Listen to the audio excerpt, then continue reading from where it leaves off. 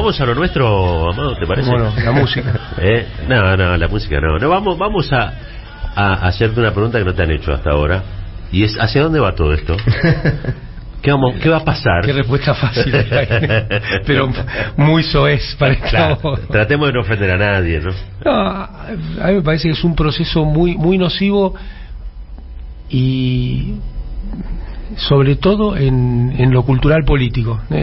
Me parece que estamos poniendo demasiado énfasis en lo económico, que es grave, sí, que es gravísimo, pero yo creo que es mucho más grave en la descomposición de la Argentina, porque lo económico viene un buen gobierno y en algún tiempo prudencial lo acomoda, lo arregla, sí, ¿no? Era impensado que la Argentina creciera como con Néstor y Cristina, y que incluyera tantas personas. Vos imagínate, 5 millones de jubiladas y jubilados que estaban sin nada pasaron a tener, 5 millones de trabajadoras y trabajadores, y yo no me niego a que me digan no hablemos del pasado, porque la única forma de hablar del futuro es hablar del pasado.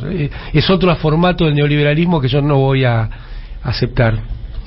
Pero la descomposición política social que está intentando producir este gobierno, eso sí no se arregla.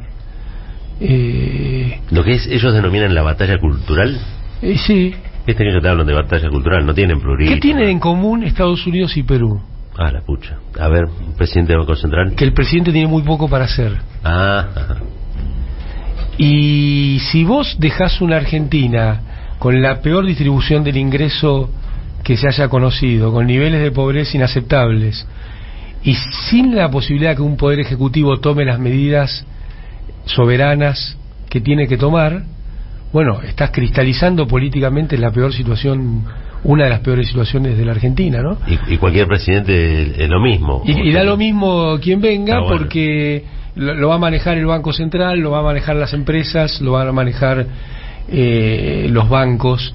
Me parece que ese es lo peor que está sucediendo hoy. Desde el día que anunció el Pacto de Mayo, o la pretensión del Pacto de Mayo, pienso en vos. Porque uno de los puntos es, si no recuerdo mal, la vuelta de las AFP sí, de la jubilación privada. Digo, este es un punto contramado. En realidad no contramado, contra los millones de jubilados y jubiladas, claro, que se beneficiaron de eso. ¿Pero qué sentiste en ese momento? Bueno, Cristina dice, ¿no?, que la Argentina tiene estos periodos cíclicos. Lo que pasa es que esos ciclos no son círculos, sino que son espirales que van empeorando. Por ejemplo, en el 76, en el golpe del 76, se empiezan a instaurar por primera vez estas políticas. El piso sobre el que operan es una Argentina casi sin pobreza, con una buena distribución del ingreso, con mucho trabajo formal. Bueno, dañan eso para siempre. Pero cuando viene la segunda, la tercera oleada y esta cuarta, los pisos sobre los que operan son más bajos. Entonces el daño es más profundo. Hoy la pobreza no es un problema solamente de qué porcentaje de pobres hay, sino de cuán pobres son. Son los pobres. Entonces son dos dimensiones sobre las que está operando las medidas de Milei, y además en un contexto global, porque no podemos ver esto suelto, ¿no? La precarización no es una condición individual de personas que le sucede, es un mecanismo de gobierno en el más profundo de los sentidos, un mecanismo de control, un mecanismo de condicionamiento, un mecanismo de creación de subjetividad. Entonces avanzan en una precarización de la vida laboral, de la vida escolar, te diría de la salud mental. Se habla poco de salud mental. Demasiado poco se habla. Y creo, bueno, Artemio siempre insiste mucho con este tema, ¿no? A ver qué impacto ha producido la pandemia en todas nosotras y nosotros, como sujetos y también en términos colectivos, en cómo nos vinculamos. Entonces me parece que no es menor que vayan sobre las jubilaciones, sobre la educación pública y sobre la cuestión de los derechos laborales, no ya como hechos económicos o como golpes económicos, sino como la cuestión constitutiva de golpear al sujeto en tanto individuo, en tanto colectivo, que se precarice al máximo nivel. Y ya la precarización, te repito, no es una cuestión individual. estoy cayendo en la precarización, sino que es un mecanismo social de control, donde se toman un montón de medidas porque hay precariedad. Y entonces es una condición. El hombre endeudado, o el hombre y la mujer, ¿no? El sujeto endeudado va muy pegado al sujeto precarizado. Ajá. Y hay algo de eso en un marco de esta precarización que vos decís. Hay algo así de lucha de pobres contra pobres también, ¿no? Porque el que está precarizado no quiere seguir siendo precarizado, y el que está todavía aguanta un poquito más no quiere caer en la precarización. Y esa es una pelea, el otro día lo decía Daniel Rosso, de carácter horizontal, no tanto vertical, claro, digamos, ¿no? De carácter no solo te rompe, está muy bueno esto que traes y lo de Daniel, no solo te rompe la movilidad social ascendente, sino que te desarticula la posibilidad de crear comunidad organizada en términos horizontales. Opera sobre los dos sentidos, porque claro, la precarización es un miedo. Total, ¿no? Es un miedo que emerge. Por eso tratemos de llevarlo por la positiva. Recuperemos la palabra libertad. En una sociedad capitalista, la primera libertad es el salario. Es tener un salario potente y poderoso, y no tener dificultades para conseguir un nuevo trabajo. Esa es la única libertad de la que puede dar cuenta un gobierno. Lo otro es un cuento de hadas o de monstruos, elegí lo que quieras, pero la libertad en abstracto, esa libertad como la definen esas escuelas libertarias, que es, viste, ellos dicen solo se puede definir por lo negativo. Sí. Ellos dicen la libertad no se puede definir, solo se puede definir como la no tener trabas a hacer lo que quieras. Esa es la definición, poniéndola, digamos, en palabras del día a día. Y yo creo que es otra cosa. La libertad es necesario definirla en positivo, es el hecho de poder acceder a una vida material, porque la otra vida se la da a cada persona, a cada familia, en términos de sus propios valores, en términos de sus propios sueños, en términos de nuestras propias frustraciones, y ahí conformás en familiar, barrial, colectivamente tu libertad. Pero el gobierno tiene que asegurar un sistema en el cual la libertad sea no tener miedo a no poder darle comer a tu familia al día siguiente. Me parece que ahí ese es el registro que debiéramos trabajar de la libertad, ¿no? Amado, estás describiendo aspectos muy profundos de lo que es esta crisis. Obviamente es interesante lo que estás haciendo, saliendo exclusivamente de lo económico y viendo el aspecto humano, el aspecto social. Con respecto a esto, te hago una pregunta que es bastante abierta. Obviamente no tiene una respuesta tan directa en este momento, pero ¿cómo estás viendo el tema de la reacción a esto? Porque es muy difícil que el individuo, el que está afectado, vea toda esta integralidad que tiene la crisis, pero uno sí le puede reclamar a las organizaciones que tengan respuesta a esto, o empiecen a tener una posición más clara respecto a las consecuencias que está teniendo esto. ¿Vos estás viendo esa reacción? ¿Estás viendo esos atisbos de que alguien esté tratando de decir frenemos esto de alguna forma? Sí, yo creo mucho, no solo en esta coyuntura, sino en general en los sindicatos. Y me parece que fueron los que primero reaccionaron. Veremos cómo eso se va desarrollando en el tiempo, pero me parece muy saludable que las y los sindicalistas se hayan puesto al frente de alzar la voz en esta situación. Cuando uno mira qué viene pasando en el mundo de los 80 hasta hoy, está claro que la distribución del ingreso empeoró en todo el mundo. Y para ponerlo bien llano, mientras las ganancias aumentan y aumentan y los intereses aumentan y aumentan, los salarios se estancan y se estancan. Esto, parte de por qué esto sucede es por el fuerte ataque que han sufrido los sindicatos en el mundo y en Argentina. Los niveles de sindicalización en un país como Estados Unidos bajaron a mínimos históricos a partir del discurso neoliberal y del ataque. El consenso de Washington. El consenso de Washington. Bueno, los 10 puntos de... Vos empezaste preguntando por ahí. El Pacto de Mayo. El Pacto de Mayo son los puntos del consenso de Washington. Es cosa vieja, ¿no? Década del 70. Es de antes de la máquina de hacer pájaros. Es de antes de la máquina de hacer pájaros. Y sí, y es de, como dice Artemio, un museo de novedades. Pero... un museo de grandes novedades. Vos fíjate que empiezan con esto de respeto irrestricto a la propiedad privada. Sí. cosa que está consagrada en la Constitución. Entonces yo me preguntaba a Raúl Zaffaroni, ¿por qué algo que es tan obvio lo ponen como punto 1? Sí. Y claro, ahí hay una operación también que no solo una operación mental, sino de cuestiones materiales, que ese es el camino directo a decir solo importan los contratos privados. El final de ese cuento es, yo lo digo, no soy abogado, soy usuario del derecho, lamentablemente. Yo lo pondría en palabras de no lego, es decir, es el fin del derecho público, es el fin del derecho laboral, es el fin del derecho constitucional, de todo este tipo de cosas, ¿no? A ver, si entiendo bien, porque yo creo que eso se lo escuché a Sturzenegger por ahí, ¿no? Es que no haya nada más importante que el contrato entre dos sin regulación o sin supervisión del Estado. Claro, la libertad otra vez definida en términos negativos. Claro. Ahora, y aparte con total asimetría, digamos. En un mundo de iguales, sí, estaríamos de acuerdo. Pero esto es lo que pasa con la teoría económica y con este tipo de ideas. Son bárbaras, súper racionales para un mundo que no existe. Vos terminás la carrera de economía y decís, qué bueno, estoy... El laboratorio, ¿no? Estoy enamorado de todo esto. Por eso ahí hay otra operación que es increíble, ¿no? Que te dicen, bueno, esto es ciencia. No, es un programa político. La teoría económica es un programa político disfrazado de pseudociencia.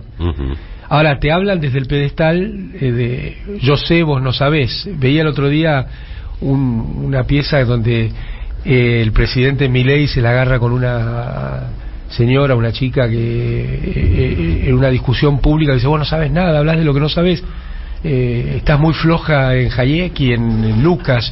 Bueno, por ahí él está muy flojo en Foucault y en Althusser. Y uno nunca diría eso, porque el saber, digamos, es algo... Ahora, lo que sí está claro es que los datos duros dicen que todas estas políticas terminan mal. Sí, bueno, lo ha demostrado la historia. Entonces, cuando viene ese no, vos no sabés y además empíricamente es mentira.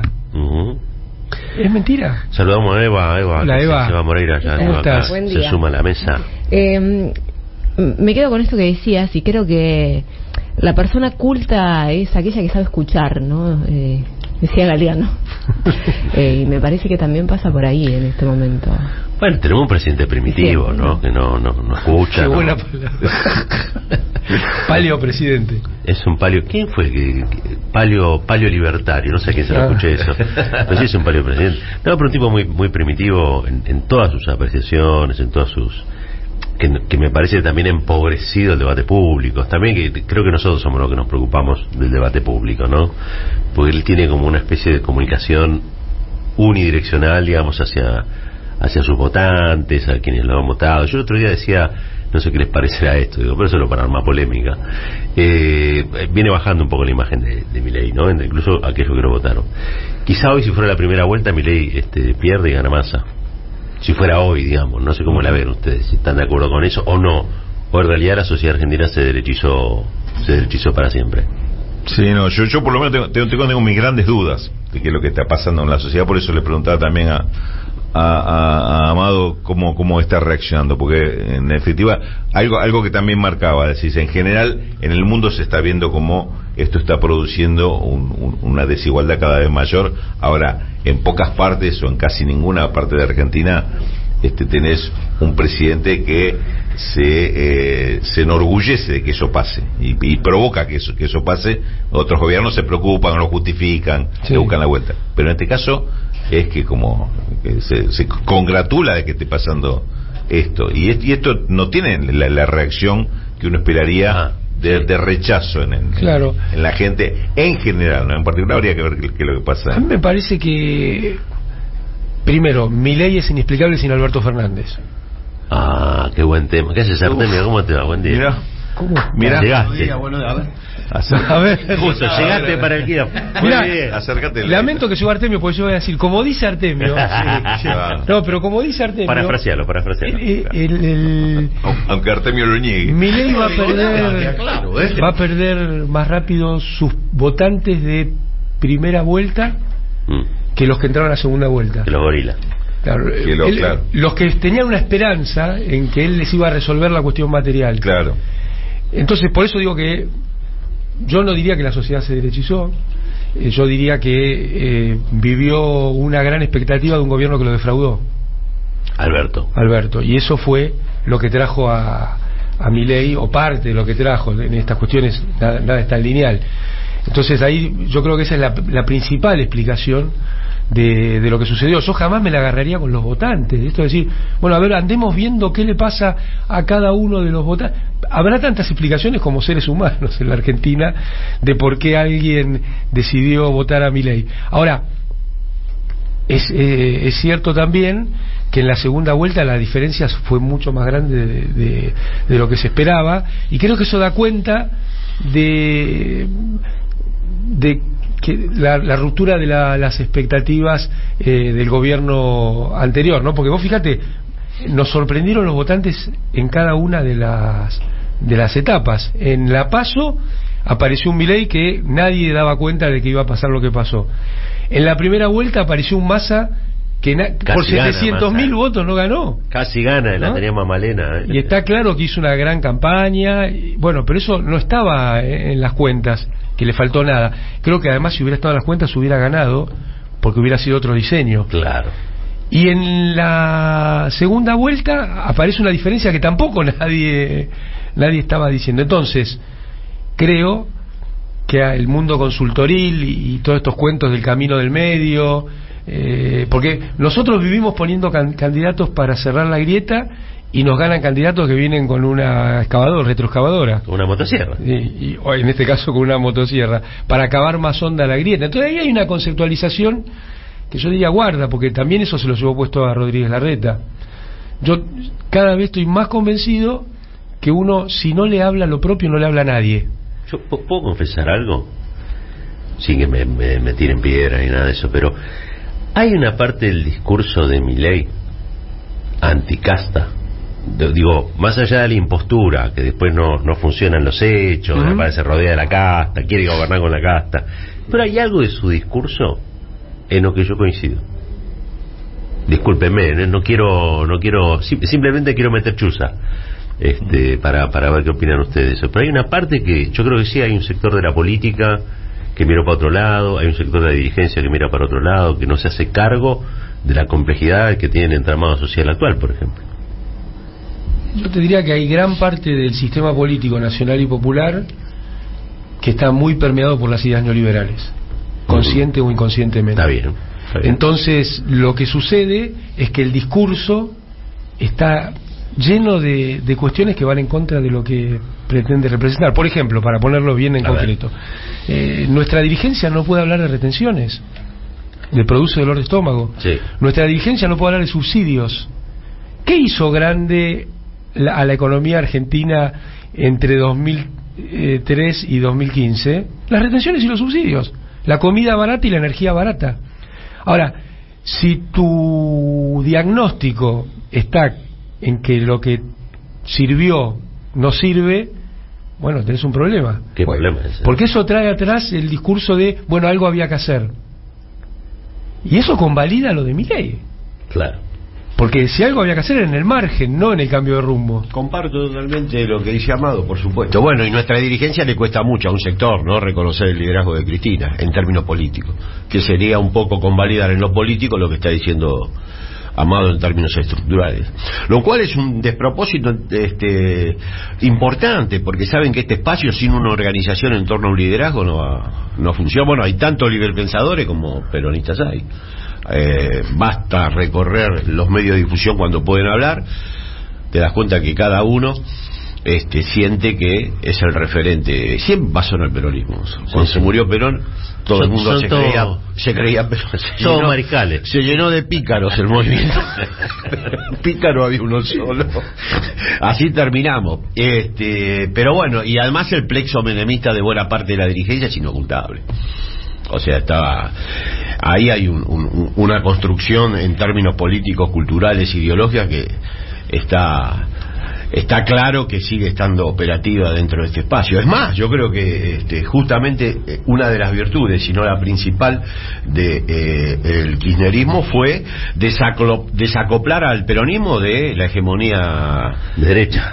Sí, neoliberal, de derecha. Bueno, por eso. O sea, me parece que cuando vos analizás el tipo de discurso que se propone al interior de este espacio, hay un corte, o por lo menos un sector, un corte menemista notable. Ahora, todo esto es un título. ¿Cómo se encarna el antimenemismo? Bueno, desconociendo el liderazgo de Cristina. Porque si no, es como una reflexión filosófica, está muy bien, hay que hacerla, uno puede discutir, pero después tiene una encarnadura concreta, y es esa.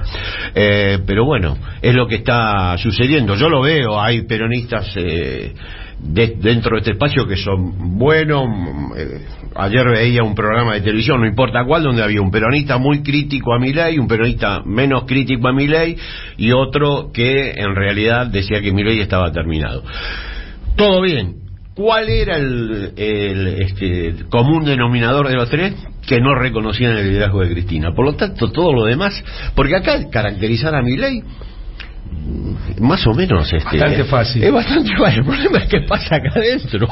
Ese es el gran dilema de la coyuntura. Bueno, ¿qué hacemos internamente? Porque hay una tendencia a subordinar las contradicciones internas diciendo, bueno, eso después lo veremos. No, porque el peronismo tiene la propiedad de transformar las contradicciones internas, las secundarias, en las principales.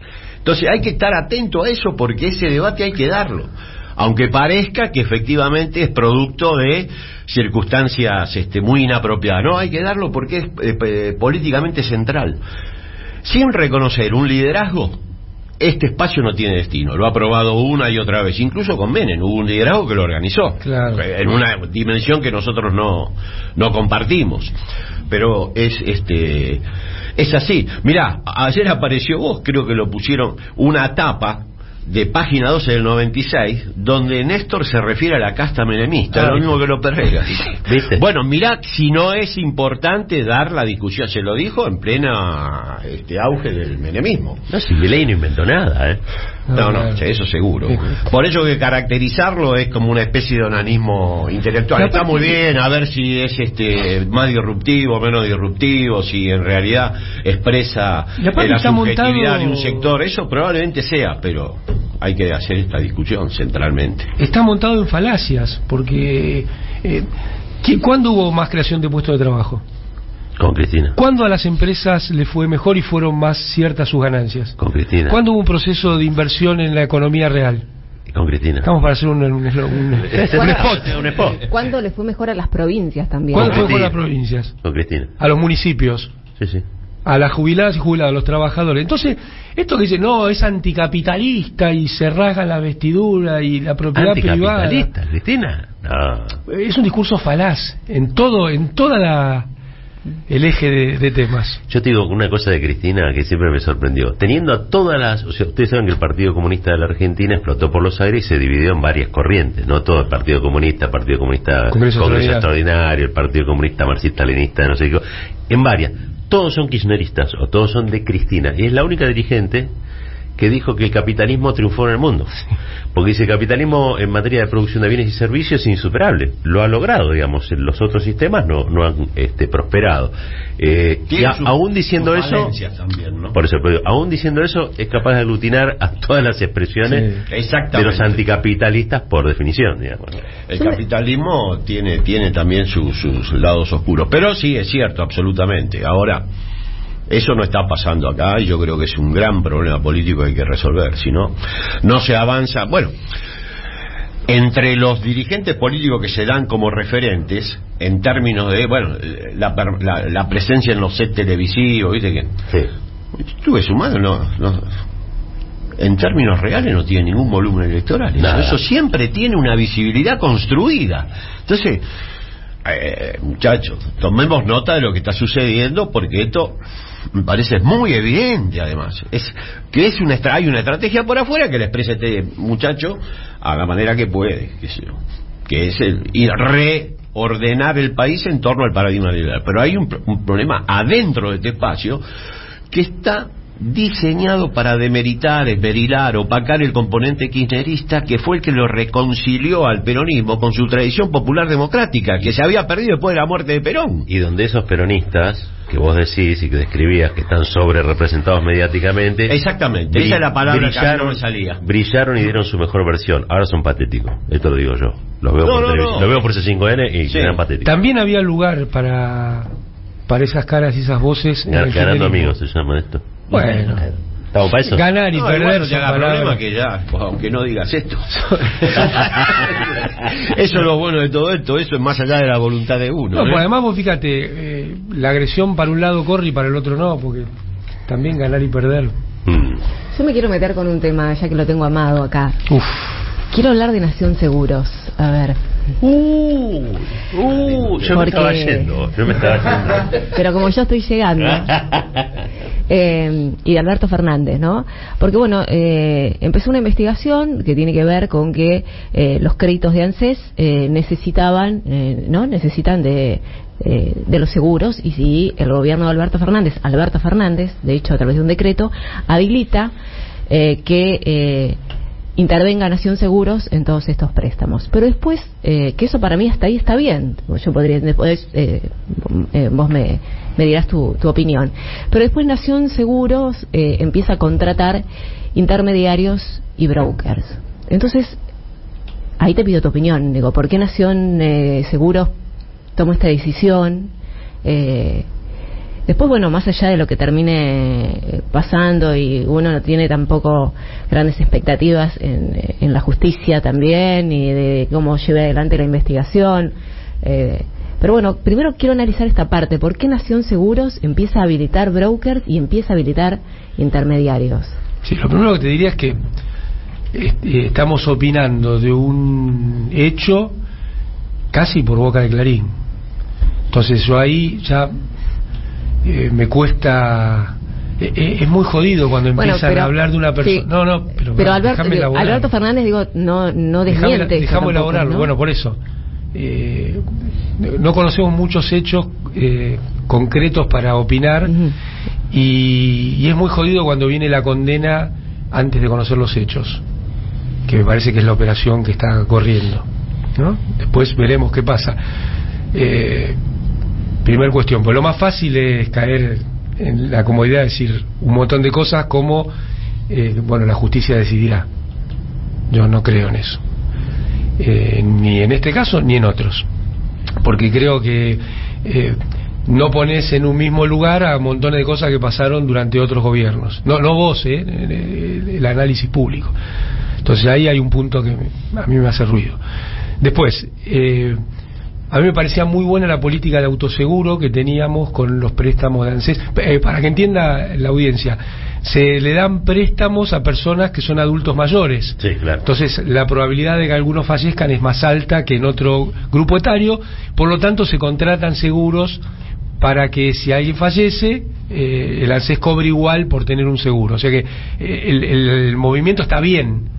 Nosotros, esto se puede hacer en un esquema de autoseguro cuando la población que uno está prestando atención es muy grande. La ley de los grandes números te permite generar tu propio autoseguro. Bueno, esto funcionaba así, para mí estaba muy bien. Alberto Fernández, o el gobierno de Alberto Fernández, decide cambiar esta lógica por una lógica más de mercado, que ahí ya empiezan las diferencias, digamos, conceptuales. Ahora, cuando lo mete en un esquema de mercado, lo mete en una contratación público-pública. Yo, habiendo elegido la lógica de mercado, que yo no elegiría, me parece más saludable hacerlo con Nación Seguros que con el conjunto de las aseguradoras. La intervención de brokers y más, desconozco por qué. No suena muy razonable. La desconozco. Si te digo existió o no existió, te estoy diciendo algo que no sé. No me suena razonable en una contratación Estado-Estado que exista esa necesidad. Esto es lo que se irá viendo en los tiempos que vienen. Pero lo primero me parece importante también, ¿no? Porque es un escándalo esto, y no son escándalos otras cosas que han sido realmente escandalosas, que van desde el espionaje a familiares de Lara San Juan a que hayan metido presas personas para robarle una empresa. Estoy hablando de Cristóbal claro. López, Baián de Sousa, de Ferreira o de Báez, que no es uno, ¿no? Son muchos sobre los que sucedió, y recordemos que a través de la causa Cuaderno fueron muchos más. Entonces, a mí esto de dónde se pone el foco de la cuestión, yo sé que hay que hablar de todos los temas, hablemos de todos los temas, te doy mi opinión. Es el juez Ercolini, ¿no? También que está. Sí. Entiendo que sí. Que es Sí. El hombre que le dio el bill de indemnidad de por vida, por la eternidad. A Mauricio Banco. No, a Héctor Mañeto, tu papel prensa. Y el que tiene pisada la causa, González Fraga, presidente de Banco Nación, justamente por todo el tema Vicentín. Claro. O sea, tiene una Por eso, denuncia viste, en Argentina, que es un escándalo y que no, ya es un tema político de por sí, no tiene nada que ver con el sistema de justicia. Claro, pero aparte con este Poder Judicial es muy difícil, digamos, no pensarlo en otros términos. Claro. Cuando uno piensa en Lawfare, digo, este Poder Judicial ha sido... Mira que a mí, Alberto, no me gusta nada. No te lo puedo decir ahora, ya pasó todo, qué sé yo apoyé todo lo que pude el gobierno de Alberto Fernández porque me parecía que era mejor que cualquier otra cosa que pudiera ocurrir si ganaba la derecha, sinceramente. No sé si me arrepiento de eso. Me parece que estuvo bien, me parece que había que en ese momento hacerse cargo de un gobierno que uno había propiciado en un punto, ¿viste? Quizá el problema fue el candidato. Bueno, Era ex ante fallan, a eso. ¿viste? Los candidatos fallan, pero sí creo que en este caso... La probabilidad era alta, ¿no? Y la probabilidad... Había antecedentes. Claro. Había antecedentes. Pero sí creo que el crimen no paga, ¿viste? En un punto, no sé, qué sé yo. Hay algo de un tipo al que le hizo muchos favores a Clarín y hoy Clarín se lo está cobrando de una manera como hace Clarín las cosas. No es nuevo. Ojo, igual capaz que algo sucede, yo no lo sé, es imposible, porque es como que está el laboratorio, la mesa del laboratorio está sucia. Y entonces es muy difícil hacer el examen, ¿viste? El bromatológico, el hematológico, es muy difícil, porque cualquier cosa que se haga ahí está contaminada, ¿viste? Es triste. Sí, también hay que recordar que Alberto Fernández se jactaba, ¿no?, de que se iba sin ninguna causa, y en realidad...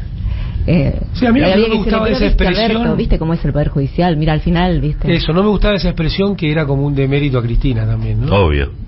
Era una nueva versión del volver mejores. O sea, no era solo volver mejores, sino nos vamos mejores también. Sí, claro. Bueno, tiene que ver con lo que hablaba antes Artemio también, digo, ¿no? Sobre cómo hay un sector del peronismo que intenta, y no solamente el peronismo, un sector del poder, que intenta todo el tiempo desmeritar la figura de Cristina para desorganizar lo organizado. Que además esto impacta sobre el ANSES, que es un botín de guerra, Claro. para poner opacidad sobre el funcionamiento del ANSES. Estaba leyendo bueno a Yaraf, que es una consultora insospechada de antioficialismo. El 47% del superávit se debe al recorte de jubilaciones.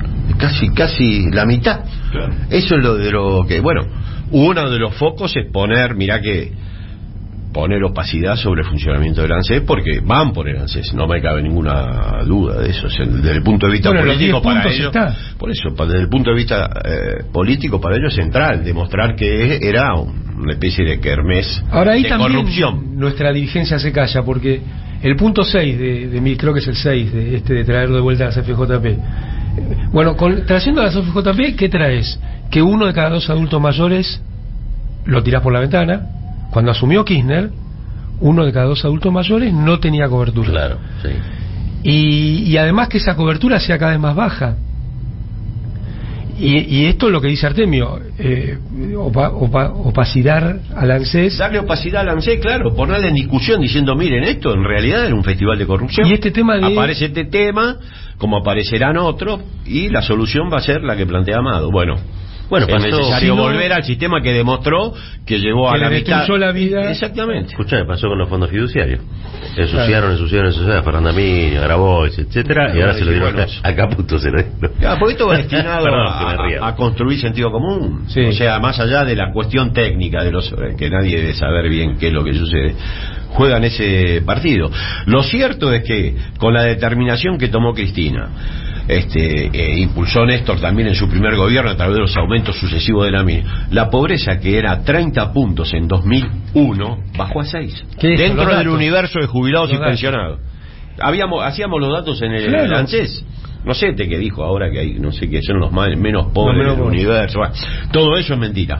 Pero fue una política que puede mostrar los efectos concretos de esa toma de decisión. Por lo tanto, no merece mucha discusión. Y esto trae algo que decías vos, Roberto, hace un rato, pobres contra pobres. Claro. ¿No?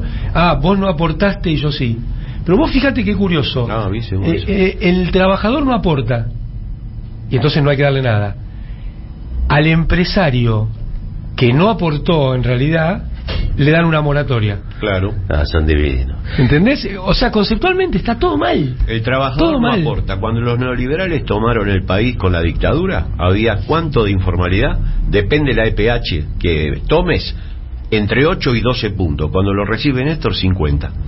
Dice el trabajador no aporta. Es una suma de voluntades millonarias que dijeron no aportar. Dijeron no vamos a ir a aportar. Son de cuarto. Gente, yo me tengo que ir yendo, me quedaría acá a vivir. 16 minutitos pasaron de las 10, yo me despido hasta mañana, después de este pase, conversatorio. Acá le dicen conversatorios, en la 530 le dicen conversatorio, en otro lugar le dicen pase, pero es básicamente una reunión para hacer lo que nos gusta hacer, charlar, debatir, tener distintas miradas, confrontarlas. A veces nos damos manija y decimos cosas, y a veces no nos damos manija y decimos cosas también. No tiene arreglo esto, así que bueno, Eva, te escucho ahora mientras me voy en el tren. Gracias Artemio, gracias Amado. Gracias a vos.